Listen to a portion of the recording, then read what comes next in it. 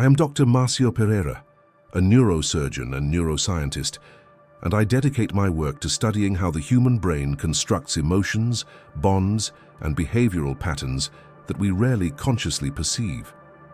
Today, I want to talk about something that seems simple at first glance, but which hides one of the deepest conflicts of the human mind. Why do manipulative people always ask for these 5 things? When we think of manipulation, the socially accepted image is almost always the same. Someone calculating, cold, strategic, aware of their own game, and intentionally malicious. This version is comfortable because it creates a safe distance between us and them. If manipulation were merely a deliberate act by exceptional individuals, it would be enough to recognize and avoid them. The problem is that this explanation is superficial, incomplete, and in many cases, misleading. In clinical practice and neuropsychological observation, what emerges is not a lucid villain, but a pattern. A set of seemingly banal requests repeated in effective professional and family contexts that trigger automatic responses in the brain of the listener. Requests that don't sound like impositions, but like moral invitations, implicit expectations, or small emotional concessions. The human brain doesn't react to them with rational analysis, but rather with ancient systems of social survival, fear of rejection, the search for belonging, and anxiety regulation. The popular explanation is that people give in because they are too good, or because they have difficulty saying no. This seems logical, but it ignores an essential fact. The brain is shaped to preserve bonds before preserving truth. The threat of relational loss activates circuits similar to those of physical pain, and the mere risk of disappointing someone is enough to alter decisions, silence discomfort, and justify concessions that, in isolation, seem small, but which, accumulated, reshape one's own identity. It is at this point that manipulation ceases to be an isolated act and becomes a structural phenomenon, sustained by dopamine, attachment, and anxiety. The 5 things these people ask for are not chosen at random. They exploit predictable flaws in human emotional functioning, taught culturally and reinforced socially from an early age. If these requests are so common, so subtle, and so socially accepted, the question that begins to arise is not who is manipulating, but why the brain learns to obey even before realizing it is giving in. What exactly is triggered within us when someone just asks for something that seems impossible to refuse? The first request is rarely explicit. It almost never comes formulated as a direct demand, but as a moral appeal disguised as emotional maturity. Try to understand me. Put yourself in my shoes. You know I didn't do it on purpose. Socially, understanding is presented as a virtue, a sign of empathy, emotional intelligence, and personal growth. Refusing this request sounds at first glance like insensitivity or rigidity, and that's exactly where the mechanism begins to operate. Translated from Portuguese to English, www.onlinedoctranslator.com. From a neurobiological point of view, the request for understanding activates deep circuits linked to attachment and social cohesion. The human brain is especially sensitive to the possibility of being seen as unfair, cold, or morally inadequate. This sensitivity is not merely cultural, it has roots in ancestral survival, when exclusion from the group represented a real risk to life. Thus, when someone suggests, even implicitly, that you're not being understanding enough, the limbic system goes into a state of alert before the rational cortex can assess the facts. A superficial explanation would say that understanding is always positive, that listening to others and being flexible in judgment improves relationships. What this version ignores is that understanding is not the same as suspending boundaries. However, for the emotional brain, this distinction is not automatic. When understanding is repeatedly requested in contexts where there is harm, invasion, or disrespect, it begins to function as a moral anesthetic. The initial discomfort is reinterpreted as personal intolerance and not as a legitimate sign of self-protection. There is a silent shift that occurs in this process. Attention ceases to be on the other person's behavior and begins to focus on one's own internal reaction. Am I exaggerating? Maybe I'm being too harsh. Nobody's perfect. The dopamine associated with maintaining the bond, the momentary relief of avoiding conflict, reinforces this pattern. Each time the person yields in the name of understanding, the brain learns that letting go of discomfort brings an immediate feeling of relational security. Over time, understanding ceases to be a conscious choice and becomes an internal obligation. Questioning, disagreeing, or distancing oneself begins to generate automatic guilt. And guilt is one of the most effective emotional states for blocking critical thinking because it reorganizes the hierarchy of priorities. The focus is no longer on what is happening, but on who you need to be to continue belonging. What's most unsettling is that this request is rarely perceived as manipulation because it's anchored in socially celebrated values. Society reinforces the idea that relationships require constant tolerance, even when that tolerance exacts an increasing psychological price. Thus, the first request opens the door to all others, creating an emotional foundation where saying no begins to seem not only difficult, but morally wrong. If understanding becomes a continuous demand and not a free gesture, at what point does it cease to be empathy and become silent emotional submission? Once understanding is established as an expectation, the next request almost inevitably arises, usually wrapped in a tone of controlled vulnerability. Please be patient with me. I'm going through a difficult time. Things will get better. Patience, like understanding, is socially associated with maturity, emotional depth, and the capacity to love. Questioning this request is often interpreted as selfishness or emotional haste, which again shifts the focus from the observed behavior to the supposed failing of the person questioning. In the brain, patience activates a distinct yet complementary circuit. It relies on the anticipation of future reward, mediated primarily by dopamine. The promise. The implicit assumption is that the current suffering will have meaning later, that the weight will be compensated by change, recognition, or emotional stability. The problem is not patience itself, but the repeated use of this request to indefinitely postpone any concrete accountability. The common explanation suggests that everyone has limits, that personal processes take time, and that relationships require tolerance for periods of instability. This is true to a certain extent. What is rarely said is that the human brain has difficulty differentiating between healthy waiting and chronic procrastination when there is emotional involvement. Each new request for patience renews the expectation of resolution, keeping the reward system active even in the absence of real signs of change. This mechanism creates an internal paradox. The person feels discomfort, frustration, and exhaustion, but also feels hope. And hope, from a neurobiological point of view, is a powerful emotion because it reduces the perception of pain in the short term. The brain prefers to maintain a narrative of a possible future rather than face the immediate loss of the bond.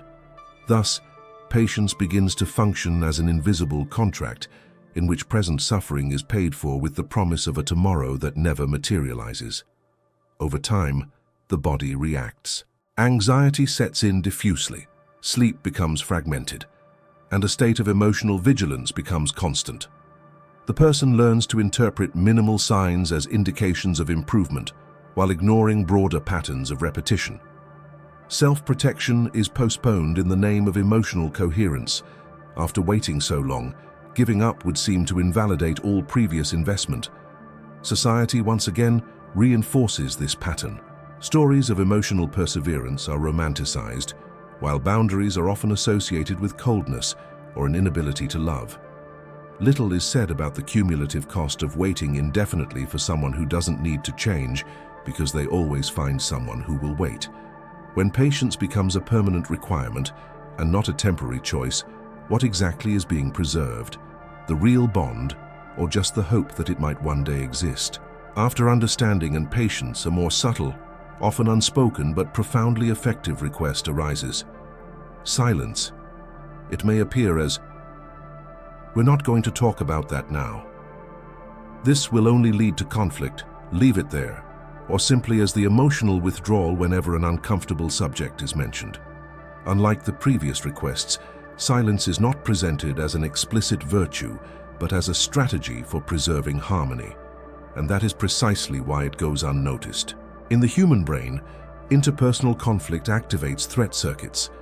Prolonged arguments increase cortisol release and heighten alertness, causing the body to quickly seek ways to end the tension.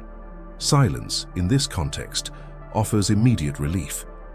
Avoiding confrontation reduces momentary anxiety, and the brain learns that silence is an efficient way to regulate emotional discomfort. The superficial explanation usually says that some people don't like conflict, that they prefer to resolve things internally, or that they need time to process things. Emotions. What this narrative doesn't reveal is that repeated silence, when used systematically, reorganizes the power dynamics of the relationship. The one who remains silent begins to internalize the problem. The one who benefits from the silence never needs to reformulate their own behavior. Over time, a silent reversal of responsibilities occurs. The person who perceives something wrong begins to censor themselves even before speaking. They assess their tone, choose their words carefully, anticipate negative reactions, and often decide to say nothing. This process requires continuous cognitive effort, keeping the brain in a state of vigilance and self-restraint. Emotional expression, which should be regulatory, comes to be perceived as a risk. Neurobiologically, this has important consequences. Unexpressed emotions don't disappear. They are displaced onto the body and into repetitive thought patterns. Anxiety increases, rumination intensifies, and the sense of identity begins to fragment. The person no longer knows if the discomfort is legitimate or just another personal failure to adapt. Society also legitimizes this request. There is a valuing of knowing how to swallow it, not creating problems, and maintaining peace at any cost. There is little discussion about the fact that peace obtained through constant silence is not stability, but a temporary suspension of conflict at the cost of progressive internal erosion. When silence becomes the condition for the continuation of the bond and speaking begins to threaten it, the inevitable question arises: who exactly is being protected when you learn to remain silent?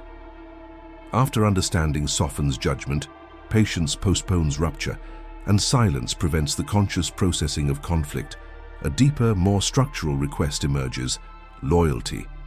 It is rarely formulated directly.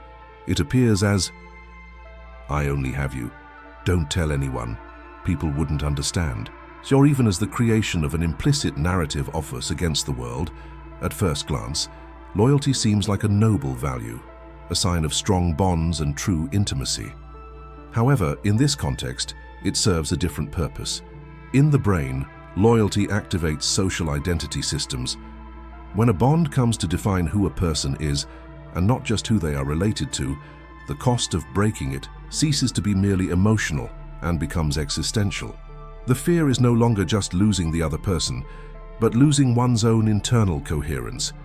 Questioning someone to whom one is loyal begins to be felt as betrayal, not as a legitimate psychic need. The socially accepted explanation states that deep relationships require confidentiality, mutual protection, and alignment. What this view ignores is that healthy loyalty does not require the suspension of critical thinking.